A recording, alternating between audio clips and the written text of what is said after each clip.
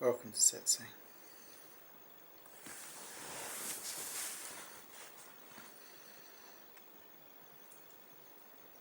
So, a quiet mind is all you need. It's one of the things Gautama the Buddha said. And I would agree. So, the question begs to be asked, how do you obtain a quiet mind? And it's an easy answer, but it's actually reasonably hard to achieve. To develop a mind that will not be disturbed, that will stay quiet, stay still, equanimous. And the answer's simple in that, well, you meditate, you watch your breath,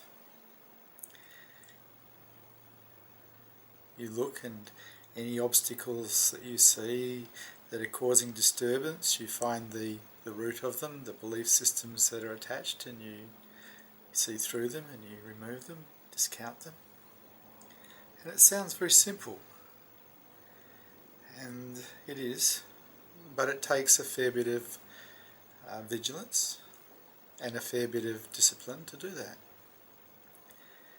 And so if you go into a monastery, a Buddhist monastery, you'll be taught how to meditate and how to watch your mind, how to quieten your mind, how to develop a mind that is equanimous. Well, we're all in the marketplace, we're not in monasteries. But it's the same go.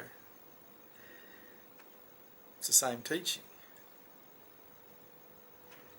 To quieten our minds, we need to remove the obstacles that are in the way, the ones that are making us noisy, and we need to discipline our mind by abandoning the story for something that's real.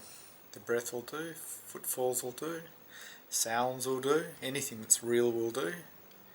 The only problem is the mind itself, the noisy one. Everything else is pretty okay. And so if you practice this, you'll get good at it. If you don't practice it, you won't. It's just how it is.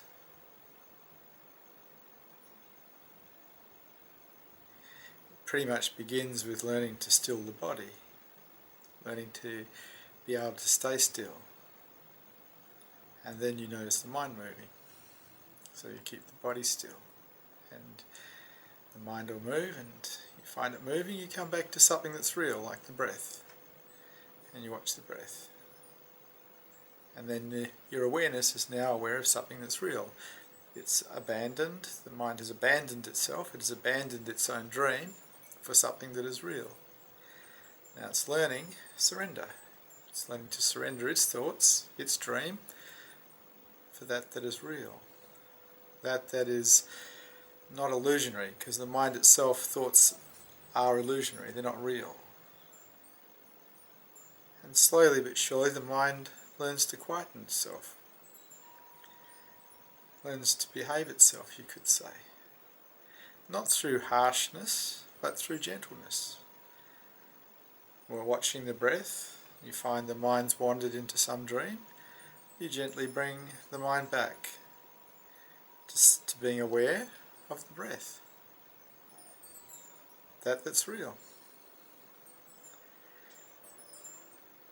I had a teacher suggest that meditation should be every moment, all day long. I like that idea, I agree with that idea, I think it's great to do that.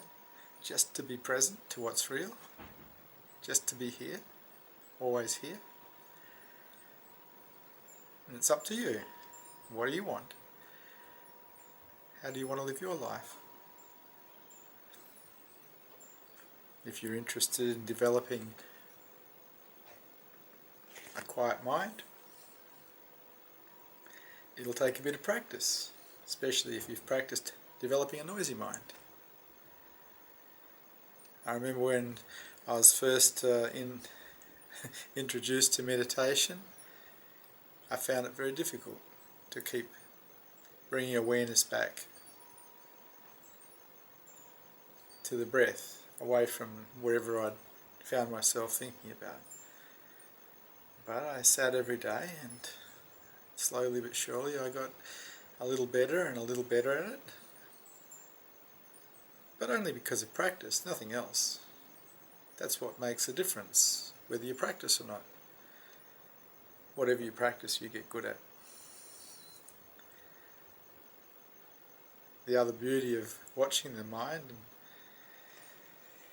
seeing through it and coming back to the breath is afterwards you get a lot of insights, you get a lot of clarity, because you have detachment from the story, detachment from who you think you are.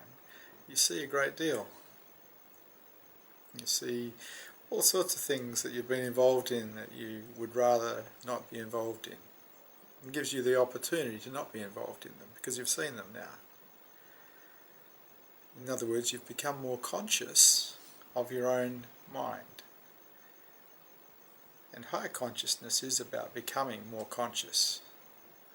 And of your own mind, you become more conscious of the world, because there's a parallel. The more conscious you are of you, the more conscious you are of everything else. The more you know about you, the more you know about everyone else too. And so ignorance is dispelled through the practice of meditation, the practice of watching the mind, the practice of surrender, because abandoning the dream for reality is surrender. It's a practice. I recommend it highly. It's up to you though. You either want to meditate, you either like to meditate, or you don't. It's up to you.